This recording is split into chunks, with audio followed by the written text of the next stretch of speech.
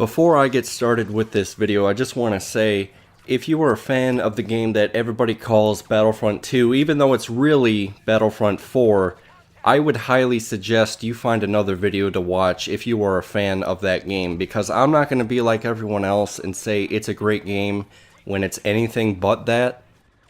I look for good content, I don't care about graphics, and I love how a few people were lying out of their ass saying it's a great game, it's a 10 out of 10, and all of it is a lie.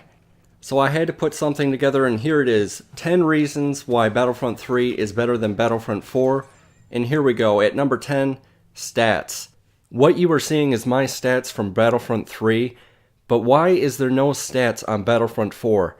Now, I do expect stats will become available at some point to this new game, but right now, not having a KD ratio really sucks. Players want to know how they are doing on the game. Battlefront 3 offered a lot of basic stats that told you your kill-death ratio, win-loss ratio, and broke down how many kills you had with each type of weapon, and I really appreciated that. Anyways, moving on to number 9. Let me tell you something, a game that has crates, which by the way is the same exact thing as supply drops, is worse than any game that doesn't have that shit. End of story. Was Battlefront 3 a pay-to-win game? Absolutely. But if you paid for the season pass, getting 4 DLC packs was not that bad. In fact, most games don't even give you that much DLC content for less than $30.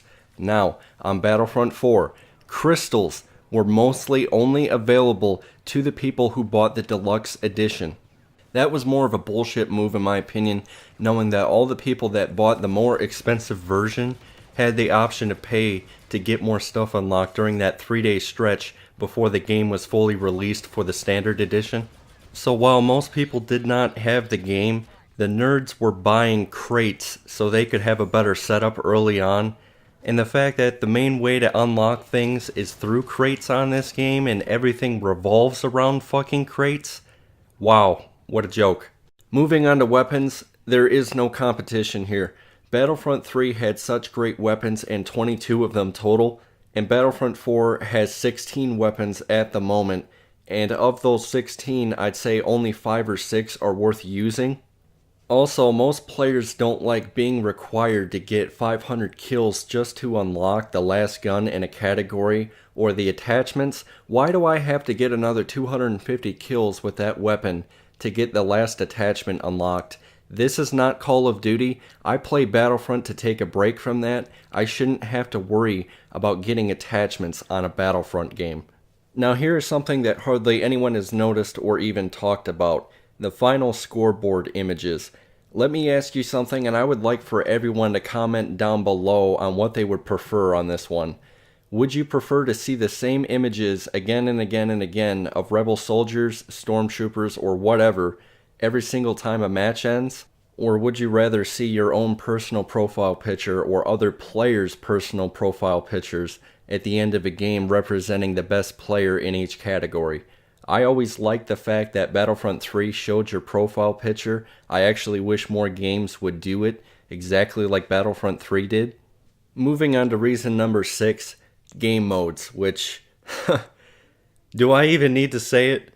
5 game modes on the newest Battlefront game versus 10 game modes to choose from on Battlefront 3, and that is not even including the 4 DLC packs, by the way.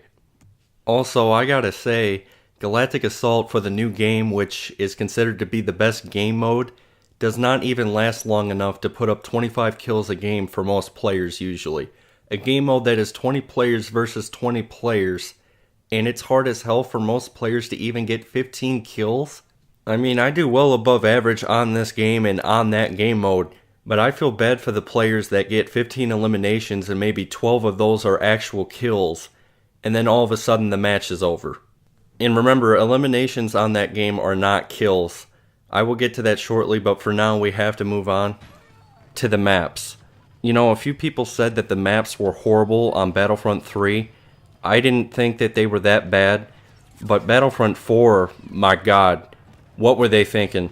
Now, I could spend all day giving you tons of examples and areas that don't make sense, or even the spawns on a few particular maps, but I'll just stick with one map, Endor Research Station 9 on the game mode Strike. That is the worst map ever designed in Star Wars Battlefront.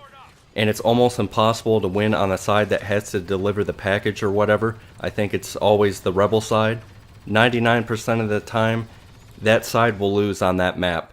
But anyway, I'm not going to say any more about it. If you've played on it, you know what I'm talking about. Moving on to number 4, the amount of kills, or should I say the potential number of kills that is possible on Battlefront 4 is nothing compared to Battlefront 3. On Battlefront 3, I could expect myself getting between 40 to 80 plus kills on larger game modes like Walker Assault. For the 12-player game modes, depending on the exact mode, I could average about 30-35 kills a game and get about 40 to 50 plus kills when I'm hitting all my shots.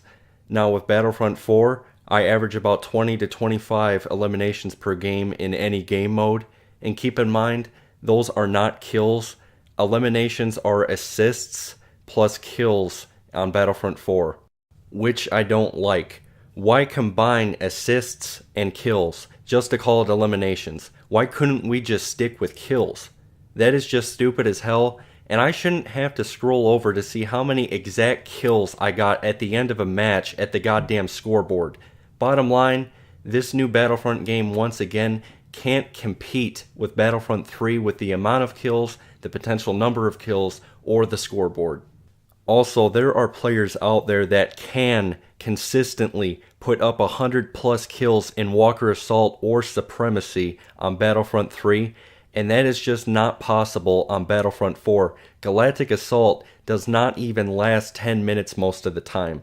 Even if Galactic Assault does get a time boost, it won't be anything close to what we have seen on the previous game, and that is just a huge disappointment to me.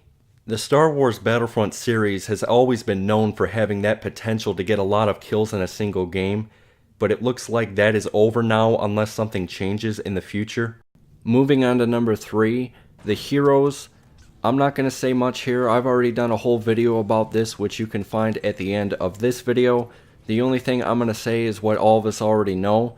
The heroes suck. They are too weak on Battlefront 4. They are nothing like how they were on the previous game, and they need to be buffed up big time. The second overall reason is that Battlefront 4 is boring. I cannot play more than 2 or 3 hours on Battlefront 4 at a time, but even now I can go back to Battlefront 3 and play for 8 hours or more at a time and not get bored of that fucking game. I prefer the fast-paced, non-stop action that Battlefront 3 delivers, all while putting up huge numbers.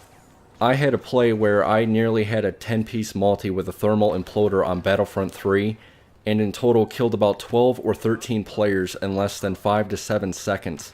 That explosiveness, that type of madness of just killing everyone that quickly, does not exist in Battlefront 4. And finally, at number 1, the private matches. Where are the private matches? Now sure, Battlefront 3 originally did not have private matches, but eventually it was put on the game, so maybe down the line they will add that to this game as well. But EA and DICE should have learned by now and put that in the game to begin with. But of course not, and it seems like they haven't learned from any of their past mistakes.